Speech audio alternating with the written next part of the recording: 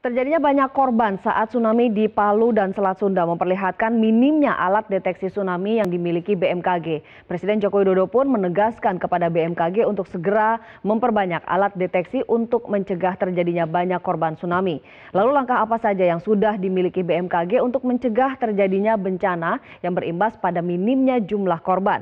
Dan apa tanggapan DPR? Kita akan membahasnya bersama Deputi Bidang Geofisika BMKG Bapak Muhammad Sadli serta anggota Komisi 5 DPR RI fraksi Nasdem Sahat Silaban. Selamat pagi Pak Sadli dan juga Pak Sahat. Saya ke Pak Sadli terlebih dahulu. Pak Sadli, ini early warning system kita tengah disoroti nih, apalagi setelah tsunami di Palu dan juga Selat Sunda kemarin. Bahkan ada yang menyebut BMKG gagal. Setegas itu begitu. Sebetulnya seberapa minim sih Pak alat-alat ya deteksi yang kita punya, baik secara jumlah maupun teknologi barangkali? Iya, terima kasih. Selamat pagi para pemirsa di rumah. Kalau kita mau jujur, sebenarnya yang ada saat ini jumlah sensor yang dipasang oleh BMKG terkait dengan seismograf itu 175 di seluruh Indonesia. 175? Yang tersebar di seluruh Indonesia. Dan itu pun sudah 10 tahun, hampir 10 tahun ya, dari sejak 2008. Nah, kalau dikatakan minim, sebenarnya minim. Karena kalau kita bandingkan dengan Jepang, itu negaranya itu 1/5 dari Indonesia, itu sudah 1.500 kira-kira. 1.500 alatnya? Iya, sensornya. Sensornya? Hanya satu sensor itu saja, seismograf itu untuk deteksi gempa bumi. Kalau kita mau mencapai pada situasi early warning system yang ideal begitu, kita perlu berapa banyak lagi dan kira-kira berapa biayanya? Ya seperti, kalau soal biaya mungkin kita dulu ya, kalau jumlahnya itu memang yang ideal itu ya seberapa rapat kita bisa pasang di seluruh Indonesia, itu tadi Jepang aja 1/5. Luas wilayahnya itu sudah 1.000 lebih. Tapi kan beda kontur dan juga beda geografis antara Jepang dengan Indonesia. Kalau kita butuhnya berapa? Dari 175 itu harus nambah berapa Pak? Kita butuh memang sekitar 800 ke atas gitu. Setelah kita audit beberapa waktu lalu. Kemudian yang kita sampaikan sekarang ini bahwa sampai saat ini di BMKG telah terbangun Indonesia Tsunami Early Warning System, INATIUS. Itu dibangun setelah terjadinya tsunami Aceh yang 2004. Dan didesain untuk memberikan deteksi potensi tsunami berdasarkan gempa bumi. Itu. Oke, berdasarkan gempa bumi. Gempa bumi yang terjadi dengan skala besar, kemudian dengan syarat-syarat tertentu. Sementara penyebab tsunami bukan hanya gempa bumi. Berbasis kepada pemodelan yang dibangun sejak awal di situ, kita mampu untuk memberikan peringatan dini. Tidak ada masalah. Tapi saat ini adalah unik. Karena memang penyebab daripada tsunami itu bukan gempa bumi. Yang di Selat Sunda kemarin? Selat Sunda. Sehingga kita tidak tahu kan, kita tidak terdeteksi, tidak ada karena tidak ada gempa bumi. Tapi sebetulnya ada nggak sih alat Pak untuk mendeteksi penyebab tsunami selain akibat gempa bumi? Ya, sebenarnya kalau mau mendeteksi tsunami itu kita kan bisa seperti misalnya ada buoy, kita pasangnya untuk datangnya gelombang. Artinya secara teknologi ada dan bisa begitu? Teknologi kalau alat ada, tapi kalau sistem yang ada saat ini memang hanya berdasarkan karena gempa bumi. Dan itu pun di dunia pun belum ada yang berdasarkan yang selain gempa bumi, kayak Jepang atau negara lain. Jadi itu memang belum punya. Saat inilah karena ini unik, maka ahli-ahli dari Jepang, dari luar negeri datang ke Indonesia untuk mempelajari dan bekerja sama untuk membangun model seperti itu. Baik, ke Pak Sahat. Pak Sahat, dari Komisi 5 DPR RI sendiri, apakah melihat urgensi ini sudah ada begitu Pak untuk penambahan alat-alat early warning system? Terima kasih Mbak. Sebenarnya ya pertama-tama coba dulu ya, kebetulan saya tinggal di Banten, dalam hal ini di Tangerang Selatan. Pertama-tama saya mengucapkan turut berduka cita yang sedalam-dalamnya atas kejadian di Pandeglang atau pantai kita yang di Lampung ya? Ujung Lampung sana kemarin. Sampai korban jiwa begitu banyaknya ya. Kembali kepada hal apa yang mau kita bicarakan pagi ini, saya menjadi pertanyaan besar sebenarnya buat BMKG setelah mulai dari Palu kemarin.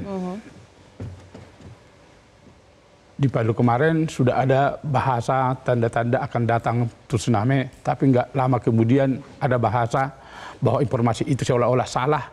Gak lama kemudian datang tsunami yang akhirnya korban jiwa begitu banyak. Nggak sempat ada istilahnya waktu masyarakat kita itu lari menghindar dari hal Baik. itu, ya, karena sempat dikatakan bahwa informasinya salah. Oke. Nah, artinya DPR melihat bahwa memang ada urgensi begitu untuk penambahan alat-alat Betul. memperbaiki early warning system ini. Nah, begitu lagi kejadian lagi di Selat Sunda kemarin,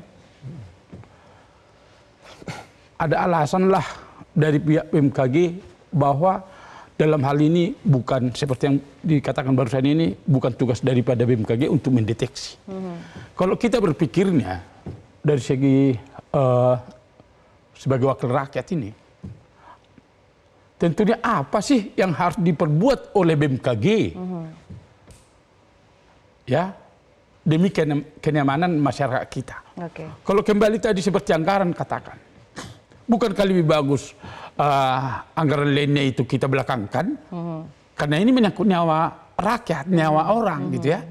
Ini skala prioritas. Jadi tidak ada alasan kata-kata soal ini soal alasan.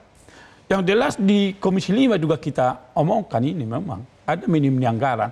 Tapi kalau ada alasan dari BMKG langsung, Pak, kami tidak bertanggung jawab dengan keselamatan manusia apabila alat ini tidak ada. Kan kira-kira begitu boleh. Dari Komisi 5 sendiri, apakah ada langkah yang akan dilakukan, Pak, melihat sudah seperti ini begitu keadaannya? Nah, jadi artinya kalau kita dari Komisi 5 selalu sarankan sebenarnya ke BMKG bagaimana alat yang harus kita siapkan untuk mendeteksi hal-hal yang tidak kita inginkan kan gitu ya. Nah ini jadi kemarin itu ada memang sedikit problem. Karena itu sampai kita waktu kejadian di Palu, ini review sedikit ya, bahwa kita dari teman-teman juga mengharapkan Ibu Kepala BMKG ini mundur. Mundur saja. Karena kejadian di Palu itu kita anggap ada kesalahan lah dari pihak BMKG. Jadi untuk sekarang ini kita akan selalu mendorong lah. Kalau memang ini benar-benar kepentingan kita bersama, terutama menyangkut nyawa, kita akan tetap dorong bahwa apa yang dikatakan Pak Sadli, BMKG apakah sudah melakukan upaya untuk meyakinkan pemerintah gitu bahwa ini penting? Ya, menyambung tadi dari Pak Sahat tadi, sebenarnya BMKG tidak berdiam diri gitu. Jadi kita berusaha melalui bersurat ya, sejak awal Januari 2018 BMKG sudah bersurat kepada Presiden untuk menyampaikan bahwa permasalahan seperti yang disampaikan tadi Pak Sahat, seperti itu kita mengajukan usulan anggaran untuk memenuhi apa yang kira-kira masih kurang, sehingga itu sudah diproses sampai saat ini masih dalam proses, sehingga tapi kenyataannya karena masih proses kita lihat belum ada perubahan yang cukup signifikan. Tapi kalau anggaran menurut saya sih memang itu sangat penting, orang semua sudah tahu. Tapi yang paling saya mau garis bawahi ke Pak Sahat tadi yang menyatakan, saya mau memberikan sedikit keterangan bahwa apa yang dilakukan BMKG misalnya di Palu itu sesuai dengan SOP, karena ada gempa skala 7.7, ada 2 kali gempa 5,9, kemudian 7.7. BMKG dengan apa kriteria tersebut, dengan model yang ada di BMKG, kita sudah keluarkan peringatan dini.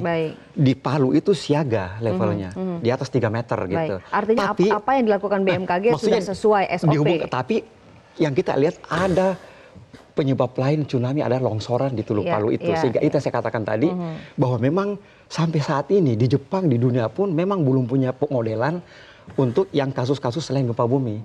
Nah, kenyataan di Palu yang terjadi di Selat Sunda. Kalau di Selat Sunda kan tidak ada gempa bumi, tapi di Palu ada gempa bumi 7.7. BMKG dengan kriteria berdasarkan machine learning, artificial intelligence, kita mengeluarkan peringatan dini 1, 2 sampai kemudian tsunami-nya terjadi, kita juga bisa deteksi melalui tide gauge yang ada di sini.